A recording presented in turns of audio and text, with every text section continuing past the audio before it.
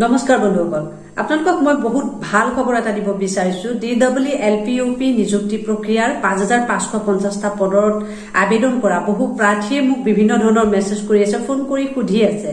যাৰ বাবে এই খবৰটো আপোনালোকক দিয়াটো মই উচিত বুলি ভাবি এই ভিডিওটো প্ৰস্তুত কৰিছো বহুতে কৈছে NISৰ আপডেট দিয়ক মেডাম NISৰ কি খবৰ আমাৰ ভ্যালিড হবনে ইনভ্যালিড হ'ব বন্ধুসকল চাওক 5550টা পদৰ মেৰিট লিষ্ট সন্দৰ্ভত NISৰ পৰা যিসকলে ডিএলএড কৰিছিল আপোনালোক ভ্যালিড হবনে নহয়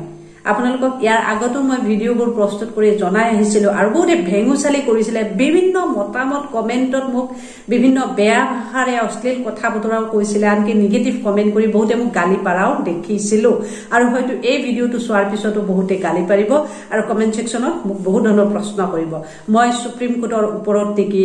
সুপ্ৰিম কোৰ্টৰ আপডেটত কি কৈছে বা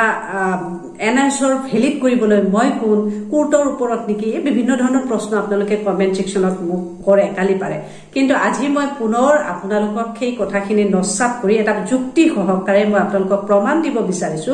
5550টা পদত যি সকলে NISৰ প্ৰাৰ্থী এপ্লাই কৰিছে আপোনালোক ভ্যালিড হবনে নাই হয় বন্ধুসকল এটা বিগ আপডেট আপোনালোকে চাওক মই প্ৰমাণ সহকাৰে পুনৰ আজি কৈছো NISৰ ক্যান্ডিডেট ভ্যালিড হ'ব ভ্যালিড কিয় হ'ব ইয়াৰ উদাহৰণ হিচাপে যদি আপোনালোকক ক'বলৈ যাও বিহাৰত আপোনালোকে কি দেখিলে উত্তৰ প্ৰদেশত আপোনালোকে কি দেখিছে NISৰ ক্যান্ডিডেটক মান্যতা দিছে তেওঁলোকক মেৰিট লিষ্টত স্থান দিছে আৰু আপোনালোকক এটা ডাঙৰ উদাহৰণ মই ক'ব বিচাৰিছো আজি যি নোটিছ প্ৰকাশ পালে PWD ক্যান্ডিডেটৰ যি এখন লিষ্ট প্ৰকাশ পাইছে 29 আৰু 30 তাৰিখত ভেৰিফিকেশন হ'বলগীয়া তাত NISৰ বহু প্ৰাৰ্থীৰ নাম ঘুমাইছে মোলৈ মেছেজ কৰিছে বহুতে আপোনালোকক মই প্ৰমাণ সহকাৰে ক'ব বিচাৰিছো কাৰ NISৰ প্ৰাৰ্থীৰ নাম ঘুমাইছে আপোনালোকে কমেন্ট কৰিব যদি মোৰ এই ভিডিওটো আপোনালোকে NISৰ কোনবা প্ৰাৰ্থীয়ে চাইছে গতিকে ইয়াৰ পৰা আপোনালোকে কি বুজি পালে ইয়াতকৈ আৰু কিবা ডাঙৰ প্ৰমাণ লাগে নে যদি ভেৰিফিকেশনত NISৰ প্ৰাৰ্থীয়ে নাম ঘুমাব পাৰে তেনেহলে চাকৰিটো কিয় নাপাব যদি সিট লিষ্টত NISৰ ক্যান্ডিডেটক ভ্যালিড নকৰে তেনেহলে আজি PWDৰ NISৰ প্ৰাৰ্থী লিষ্টখনত নাম কিয় ঘুমাল ইয়াতকৈ আৰু ডাঙৰ উদাহৰণ কিবা লাগিছেনে গতিকে আপোনালোকে নিশ্চিন্ত মনে থাকক কাৰো কথাত ভুল না যাব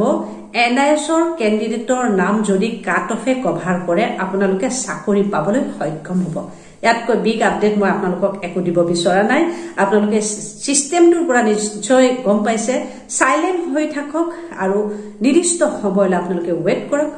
NISৰ প্ৰাৰ্থী হলো আপোনালোকে চিন্তিত হোৱাৰ কোনো প্ৰয়োজন নাই আপোনালোক যদি সঁচাকৈ কাট অফ মাকে কভাৰ কৰে আপোনালোকৰ নম্বৰ আছে তেনেহলে 100% আপোনালোকে